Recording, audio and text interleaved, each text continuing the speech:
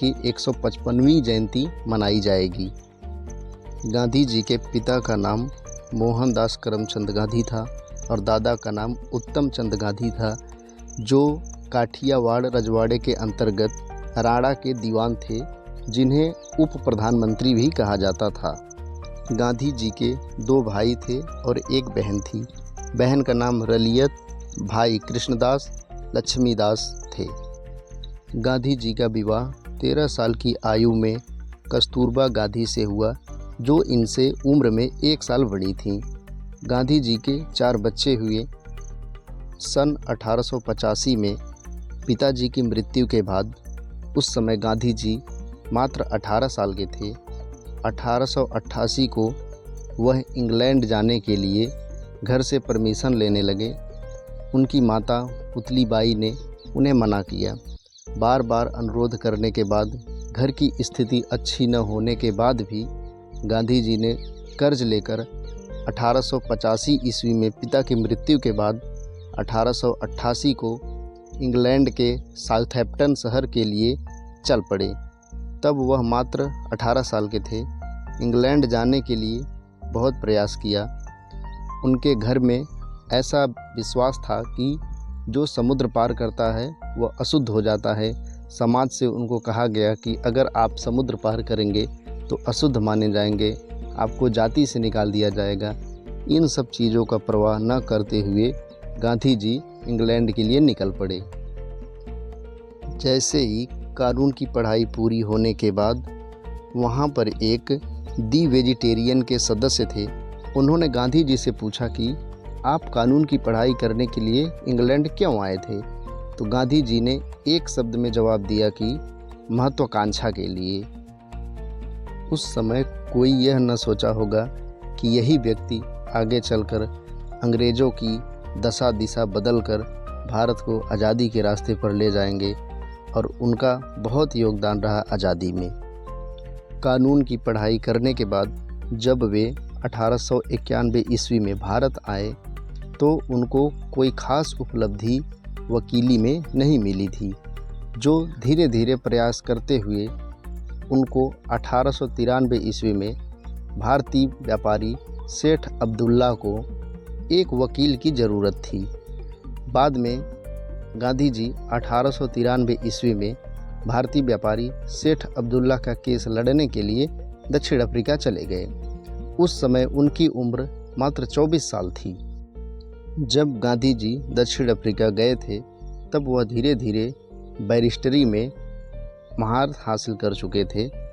सेठ अब्दुल्ला को केस जितवाया और पहला आंदोलन गांधी जी ने, सबसे पहला आंदोलन दक्षिण अफ्रीका में ही सत्याग्रह आंदोलन किया था।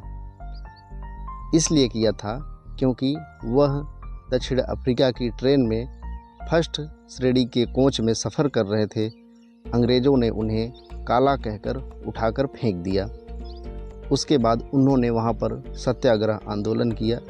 बाद में वहाँ के कोर्ट ने उनको सज़ा दी, जो फेंके थे गांधी जी को, और गांधी जी को सत्याग्रह आंदोलन के तहत उनको वहाँ भारतीयों को बराबरी का स्वतंत्रता मिली और समानता मिली।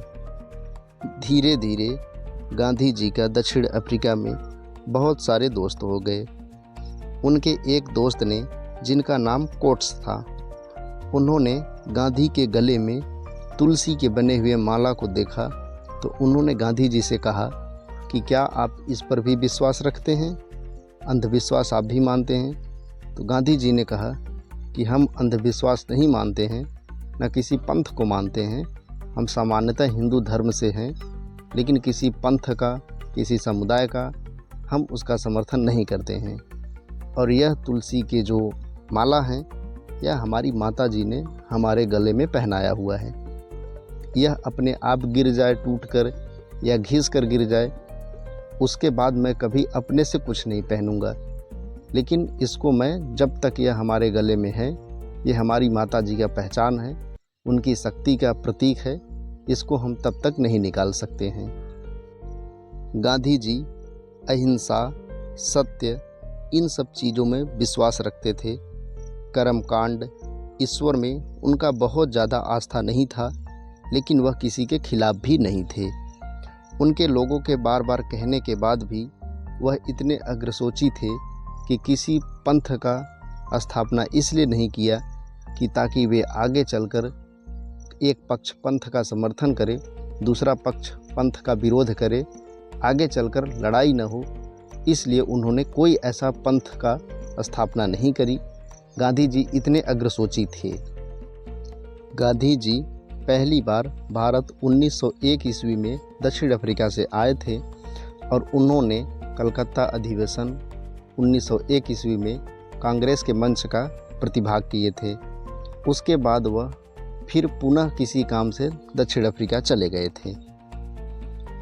पुनः 9 जनवरी 1915 ईस्वी को गांधी जी दक्षिण अफ्रीका से जब वापस आए थे तो उनके उपलक्ष्य में, उनकी याद में भारतीय प्रवासी दिवस मनाया जाता है। 1915 ईस्वी में दक्षिण अफ्रीका से भारत जब वह आ रहे थे तो उन्होंने यह कहा था कि केपटाउन एक जगह है, दक्षिण अफ्रीका के एक शहर है। उन्होंने वहाँ पर यह कहा था, सही या गलत, भला या बुरा, सबके लिए अंग्रेज। यह बात कहकर वो भारत 1915 ईस्वी में वापस आ गए थे। गांधी जी जब भारत 1915 ईस्वी में स्थायी रूप से आ गए थे तो सबसे पहले वह भारत के लिए चंपारण सत्याग्रह का आंदोलन किया। 1917 ईस्वी में वहाँ के किसानों द्वारा नील की खेती से संबंधित यह आंदोलन किया, जिसमें गांधी जी अंग्रेज़ों को हराया, अंग्रेज़ों से वह जीता, अंग्रेज़ों से अपनी बात मनवाई।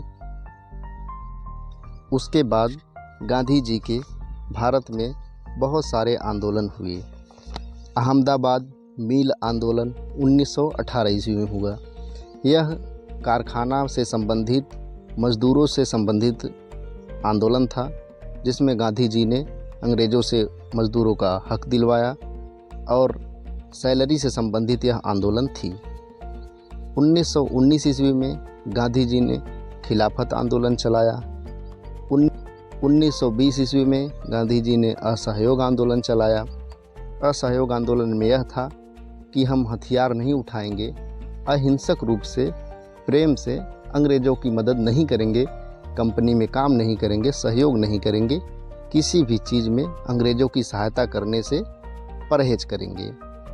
उसके बाद 1930 ईस्वी में सविनय अवज्ञा आंदोलन शुरू हुआ। 1942 ईस्वी में जो गांधी जी का अंतिम आंदोलन, वह भारत के आज़ादी की अंतिम आंदोलन 1942 की आंदोलन थी, भारत छोड़ो आंदोलन। भारत को आज़ादी दिलाने वाले गांधी जी को आज भी भारत में कुछ लोग उनको गाली देते हैं। ऐसे लोगों को क्या ही कहा जाए, जिनको उनके बारे में 1% भी नहीं पता है, वह भी ऐसी भाषा बोलते हैं। ऐसे लोगों को क्या ही कहा जाए। जब भारत आज़ाद हो गया तो गांधी जी अपने पुराने दिन जो लंदन में बीते हुए थे, जो दक्षिण अफ्रीका में बीते हुए थे, जो भारत में बीते हुए थे, वह एक शेर याद करके अपने पुराने दिन याद किया करते थे। वह शेर नज़ीर अकबर दरबारी का शेर है, जो यह है बहारे बागे दुनिया चंद रोज, देख लो इसका तमाशा चंद रोज। गांधी जी यही शेर याद करके अपने पुराने दिनों को याद करते थे। गांधी की विश्व में महत्ता कितनी है, यह किसी से छुपा नहीं है। और गांधी जी के मृत्यु के 30 जनवरी 1948 जब गांधी जी की मृत्यु हुई थी, उसके 21 साल बाद अंग्रेज़ों ने जिस देश को गांधी जी ने यहाँ से भगाया, उन्होंने गांधी जी के सम्मान में डाक टिकट जारी किया। गांधी जी इतने महान थे कि गांधी जी के नाम पर अलग अलग देशों में 48 सड़कों के नाम गांधी रोड के नाम पर है। गांधी जी ने डरबन में, प्रिटोरिया, जोहान्सबर्ग, कुल मिलाकर 3 फुटबॉल क्लब स्थापित किए थे। गांधी जी को 5 बार शांति पुरस्कार के लिए चुना गया, लेकिन अंग्रेज़ों की बाधा बनने गांधी की लोकप्रियता न बढ़े, इसके लिए अंग्रेज़ों ने बार बार उन्हें मना किया, टांग लड़ाया, जिससे गांधी जी वहाँ नहीं पहुँच सके और उन्हें शांति का नोबेल पुरस्कार नहीं दिया जा सका। यह हमारे लिए, हमारे देश के लिए उस समय बहुत दुर्भाग्य की बात थी। गांधी जी की महानता इस बात से भी है कि अपने पूरे जीवन काल में भारत से लेकर अफ्रीका तक 13 बार गिरफ्तार हुए थे, 17 बड़े अनशन किए थे और अपने जीवन में 114 दिन बिना खाना पानी के वह बिताए हुए थे। ऐसे ही नहीं कोई गांधी जी बन जाता है, ऐसे ही नहीं कोई राष्ट्रपिता बन जाता है जो हमारे गांधी जी हैं। गांधी जी को महात्मा की उपाधि रविंद्रनाथ टैगोर ने दिया। राष्ट्रपिता की उपाधि सुभाष चंद्र बोस सन 1944 ईस्वी में रंगून में रेडियो के प्रसारण में राष्ट्रपिता कहकर उनको संबोधित किया। इतने महान व्यक्तित्व होने के बाद भी हमारे देश के चंद लोग जिनको गांधी जी पसंद नहीं हैं, 30 जनवरी 1948 ईस्वी को नाथूराम गोडसे गांधी जी का पैर छूने के अभिनय उद्देश्य के बहाने वह उनके सामने आकर बैरेटा पिस्टल से 3 गोलियां दाग देता है, जिससे गांधी जी वहीं गिर जाते हैं और मृत्यु के अंतिम समय उनके मुंह से हे राम अंतिम शब्द निकलता है। जिस महात्मा का, जिस राष्ट्रपिता का अफ्रीका में अंग्रेज़ कुछ नहीं कर पाए, भारत में अंग्रेज़ कुछ नहीं कर पाए, शांति के अग्रदूत माने जाने वाले गांधी जी का जिसने कोई किसी ने कुछ नहीं कर पाया, हमारे देश के नाथूराम गोडसे ने उनकी हत्या कर दी।